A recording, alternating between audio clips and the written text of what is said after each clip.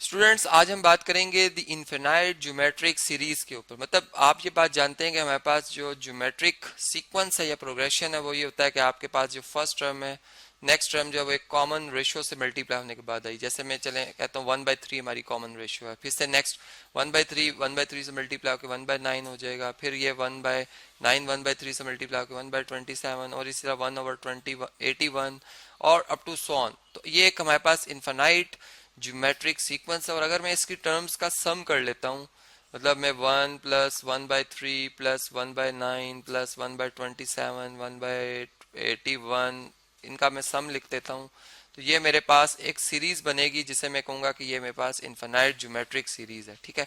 अब इसका अगर हमें सम फाइंड करना हो तो हम कैसे फाइंड कर सकते हैं? ये बात हम जानते हैं कि जो हमारे पास एक जनरल टर्म होती है, एक एक हमारे पास जो ज्योमेट्रिक सीक्वेंस की या प्रोग्रेशन की, वो क्या होती है, इसमें ए फर्स्ट टर्म मल्टीप्लाई होती कॉमन रेशियो आर से और उसकी पावर, अगर मैं nth टर्म लिख रहा हूँ, मतलब अगर मैं पांचवी टर्म लिख रहा हूँ तो इसकी पावर में आर की पावर 4 लेता हूँ, उससे एक कम लिखता हूँ। अगर मैं ए मतलब सिक्स टर्म फाइंड कर रहा हूँ तो आर की पावर 5 रखूंगा, एक लेस रखूंगा। तो ये जनरल इसकी टर्म होती है, जो कि हमने इससे पहले लेक्चर में आपको थॉरली समझाया हुआ कैसे ये बनी है। अब देखें यहाँ पर फिर इसका मतलब जो हमारे पास सम होगा इस सीरीज का, ठीक है, जिसको मैं सिग्मा नोटेशन से जाहिर करूंगा, जिसमें एन वेरी करेगा 1 से लेकर, क्योंकि हम नेचुरल सेट्स की जो है वो डोमेन ऑफ नेचुरल नंबर रख रहे होते हैं सेट्स। ठीक है। तो एन वेरी करेगा 1 to infinity और इसकी जो जनरल टर्म है वो है a into R power n-1। इसमें अगर हम अब देखें इस केस में a हमारा क्या है, 1 है। ठीक है। जो ऊपर एक आपको प्रोग्रेशन या एक जो ये सीरीज नजर आ रही है, इसमें r जो है वो 1/3 है। ठीक है। अगर हम इनकी वैल्यूज को यहाँ पर लिखें तो हमारे पास यही टर्म आएंगी। मतलब फर्स्ट हमारे पास आएगा a इंटू 1/3 पावर n-1, मतलब 1 पुट करें तो 1 - 1 क्या आएगा, 0। ठीक है। फिर इसी तरह आएगा 1 इंटू 1/3 पावर 1। ठीक है। फिर आएगा 1 इंटू, मतलब a तो हमारा फिक्स्ड है, ये तो हर एक टर्म के साथ मल्टीप्लाई हो रहा है, 2। ठीक है। फिर इसी तरह 1 इंटू 1/3 पावर 3 और प्लस सो ऑन, इस तरह से ये टर्म्स चलती रहेंगी। ठीक है। अब हमें ये पता है कि इसकी जो लास्ट टर्म है वो very very very very small number होगा। मतलब चूंकि आप देखें कि आपका नंबर अगर 1 से लेस हो, आर चूंकि हमारा 1 से लेस है नंबर, अगर 1 से लेस नंबर की पावर आप स्क्वायर भी करते हैं या क्यूब भी करते हैं तो वो आंसर जो है वो बहुत स्मॉल आ रहा होता है। ठीक है। तो फिर अगर हम इसकी पावर इन्फिनिटी करेंगे तो ये आंसर जीरो को अप्रोच करेगा, मतलब बहुत ही जीरो के नजदीक होगा। और एक इसकी मैं एग्जांपल ऐसे दे सकता हूँ कि एक चीज इतनी स्मॉल हो कि हमें वो नजर ना आ रही हो तो हम कहते हैं कि वो नहीं है, लेकिन वो होती है मौजूद। ठीक है। इसी तरह ये भी वही एग्जाम्पल है कि वो बहुत स्मॉल नंबर है, ठीक है, लेकिन हमारे लिए वो नहीं है। ठीक। तो यहाँ पर यह आ जाएगा। अब इस सम को मैं एक और तरह से भी रिप्रेजेंट कर सकता हूँ, क्योंकि ये इन्फिनाइट सीरीज है। इसकी पहचान हमें यहाँ से इसकी टर्म से हो रही है कि इसमें इन्फिनाइट टर्म्स आ रही हैं। तो फिर हम ये कहेंगे कि इसके सम को मैं एस इन्फिनिटी से जाहिर करूँ। ये एक इन्फिनाइट सीरीज का सम है जिसमें कि ये तमाम टर्म्स आ रही हैं। तो इसको मैं इन्हीं टर्म्स को मैंने दोबारा लिखना है, मैं इसको कॉपी कर लेता हूँ यहाँ से। ठीक है। चलें जी, इसे कॉपी करते हैं। अब देखें हम एक एक टेक्निक यूज कर रहे हैं सम फाइंड करने की, मतलब एक लॉजिकल वे निकालेंगे ऐसा कि जिससे हमें बात जरा जल्दी समझ आ जाए कि ये सम हम कैसे कैलकुलेट कर सकते हैं। मतलब इसकी एक स्पेसिफिक वैल्यू होनी चाहिए। ठीक है। कि हम कहें इसका सम इतना बनता है। अब यहाँ पर अगर मैं इसे इक्वेशन नंबर 1 कह दूं और अगर मैं इसी सम को, ये जो सम बनता है जितना भी बनता है, इसको मैं इसी सीक्वेंस की रेशियो से आर से मल्टीप्लाई कर दूं, मतलब आर मेरा क्या है, इसमें 1/3 है। 1/3 से इसी सम को मैं अगर मल्टीप्लाई कर दूं तो ये मेरी जो फर्स्ट टर्म है, ये जब 1/3 से मल्टीप्लाई होगी तो इसमें बेसिस सेम है, 1/3 पावर 0 और इसकी पावर 1 है, ये ऐड होके 1 हो जाएगी। मतलब हर टर्म की जो पावर है वो 1 इंक्रीज कर जाएगी। सिंपल वर्ड्स में अगर मैं कहूँ तो ये हमारे पास आएगा 1 इंटू 1/3 पावर 1। ठीक है। यहाँ पे आएगा 1 इंटू 1/3 पावर 2। ठीक है। ये वाली टर्म जो हो जाएगी इसमें एक पावर और इंक्रीज कर देंगे, 1/3 पावर 3।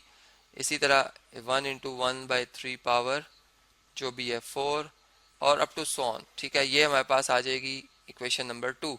अब आप देखें अगर इनका डिफरेंस ले लिया जाए, इनका डिफरेंस लिया जाए, ठीक है, तो आप देखेंगे कि ये जो जो हमारे पास अभी सेकंड इक्वेशन में जो टर्म्स आ रही हैं, इसकी हर टर्म का एडिटिव इनवर्स यहाँ पर मौजूद है। मतलब सवाए इसकी लास्ट टर्म के, मतलब ये सारी टर्म्स इसकी इसकी सारी टर्म्स को सवाए पहली टर्म को और लास्ट टर्म को, ये बच जाएंगी। अब जो लास्ट टर्म इस सीक्वेंस की बचेगी वो बेसिकली जो है, या इस प्रोग्रेशन की जो, या इस सीरीज की जो लास्ट टर्म बचेगी वो बेसिकली मैंने जैसे भी बताया कि जैसे जैसे एन अप्रोच करेगा हमारा इन्फिनिटी को, ये जो टर्म है, ये जो नंबर है, ये अप्रोच करेगा जीरो को। इसका मतलब कि ओवरऑल अगर हम देखें तो हमारे पास ये जो डिफरेंस आएगा, अगर राइट साइड लेफ्ट साइड का डिफरेंस देखें तो एस इन्फिनिटी में से हमने 1/3 time S infinity sum of infinite term जो माइनस किया, तो ये फर्स्ट टर्म बची है 1 इंटू 1/3 पावर 0, और लास्ट टर्म जो है वो जीरो है। जीरो को अप्रोच करी तो मैं लिमिट अगर अप्लाई करता हूँ तो ये जीरो ही बन जाएगी। मतलब मैंने कहा कि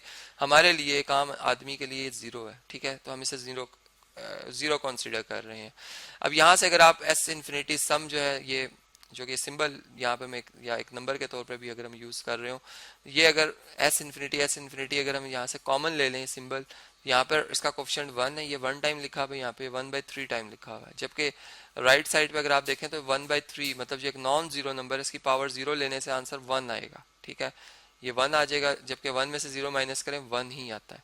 और यहाँ पर अगर 1 में से 1/3, ये अगर आप इसे कैलकुलेट करना चाहें तो इसका डिनोमिनेटर फर्स्ट टर्म का सेकंड टर्म के डिनोमिनेटर से अगर मैच कराने तो हम इसको क्या करेंगे, 3 से मल्टीप्लाई और 3 से डिवाइड, ये बन जाएगा 3/3 माइनस 1/3। अब देखें इन दोनों का डिनोमिनेटर सेम है, 3, न्यूमरेटर जो है सब्ट्रैक्ट हो जाएंगे, 3 में से 1 माइनस करेंगे आपका आंसर आएगा 2/3। तो आप इधर लिख देंगे 2/3, ठीक है जी।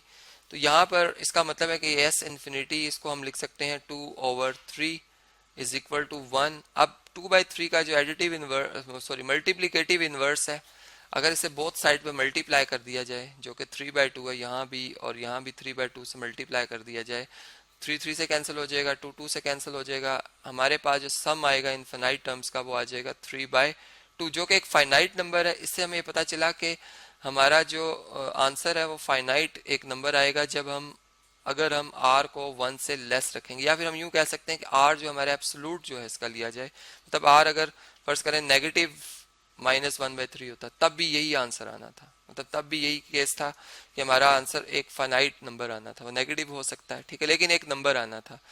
तो इस केस में हम यूं कह सकते हैं कि r जब हमारा एब्सोल्यूट इसका लिया जाए, चूंकि r खुद इटसेल्फ नेगेटिव भी हो सकता है, पॉजिटिव भी हो सकता है, लेकिन एब्सोल्यूट इसका अगर 1 से लेस हो, या मैं ये कह सकता हूँ कि r जो है वो 1 से तो लेस हो, ठीक है, और -1 से क्या हो जी, ग्रेटर हो, जिसमें कि 0 भी हो सकता है। तो इन तमाम वैल्यूज के लिए ये हमारी जो सीरीज होगी वो कन्वर्जेंट होगी, इसे हम कहेंगे ये कन्वर्जेंट है। मतलब अगर आपकी कोई सीरीज ऐसी हो जो कि जब आप इसका सम करें और उस सम करने के बाद आंसर जो है एक फाइनाइट नंबर आए, तो हम कहते हैं कि ये सीरीज हमारी जो है वो क्या है जी, फाइनाइट, ये एक हमारी कन्वर्जेंट सीरीज है, ठीक है। इनफाइनाइट सीरीज है लेकिन सम जो है इसका एक फाइनाइट नंबर होने की वजह से कन्वर्जेंट सीरीज है, ठीक। तो एक बात हमें पता चली। अब हम इसमें एक दो केस और भी बनते हैं, और इसका एक जो फार्मूला हम अगर ड्राइव करना चाहें तो यहाँ से एक जनरल फार्मूला भी हम बना सकते हैं, और वो कुछ इस तरह से होगा कि चले मैं यहाँ पर इसकी कैलकुलेशन लिख देता हूँ आपके सामने। हमने जो बात स्टडी की, हमने नंबर से स्टडी ये किया कि जो हमारे पास इनफाइनाइट टर्म्स का सम है वो इक्वल आया था, ये देखें 1 बेसिकली क्या है, 1 इस जो हमारा भी हमने प्रोग्रेशन लिखी थी उसकी फर्स्ट टर्म थी, ठीक है, जिसे हम सिंपल a भी कह सकते हैं, a डिवाइडेड बाय 1। अगेन ये हमारे पास बेसिकली ये फर्स्ट टर्म नहीं थी, ये इसका कोफिशिएंट था एस इन्फिनिटी का, तो 1 माइनस और 1/3 बेसिकली जो हमारी प्रोग्रेशन थी उसकी कॉमन रेशियो है 1 - r। तो ये हमारा बेसिकली वो फार्मूला जब हमारे पास जो हमारी सीरीज है वो एक इनफाइनाइट सीरीज होगी तो हम इसे यूज करेंगे, और ये हमें एक फाइनाइट आंसर देगी जब हम r की वैल्यू 1 से लेस और -1 से ग्रेटर रखेंगे। अब क्वेश्चन ये राइज होता है कि अगर हम -1 से मतलब जो है अगर और लेस वैल्यू रख दें या 1 से ग्रेटर रख दें या 1 के इक्वल रख दें तो क्या होगा। अब इन दो केसेस को हम स्टडी कर लेते हैं कि r जब 1 के इक्वल हो या 1 से ग्रेटर हो, तो ये जो यही सीरीज है ये फार्मूला हमें कुछ बता रहा है, इससे हमें कुछ यहाँ से सीखते हैं जी, बात को समझते हैं। देखें अगर r हमारा 1 हो जाए, ठीक है, अगर मैं r की जगह 1 पुट कर लेता तो 1 - 1 क्या आना था, 0, और किसी भी नॉन जीरो नंबर को आप 0 से डिवाइड करें आपका आंसर जो है वो अनडिफाइंड आएगा, मतलब कि डाइवर्ज कर जाएगी सीरीज, ठीक है। इसका मतलब है कि डाइवर्जेंट होगी सीरीज जब हम r1 पुट करेंगे। और इसी तरह अगर r जो है वो अगर ग्रेटर देन 1 होगा, ठीक है, तो आप यहाँ पर अब जब मैं ये फार्मूला ड्राइव कर रहा था तो मैंने यहाँ पर लिखा था a into R power infinity, जो मैंने इसलिए छोड़ दिया था कि r हमारा 1 से लेस था। लेकिन जब r 1 से ग्रेटर होगा तो ये तो बहुत बड़ा नंबर आएगा, और बहुत बड़ा नंबर, एक अनडिफाइंड नंबर को आप 1 से या 2 से भी डिवाइड करें तो अनडिफाइंड ही आता है। तो इस तरह भी जो हमारी चीज़ है वो डाइवर्ज कर जाएगी।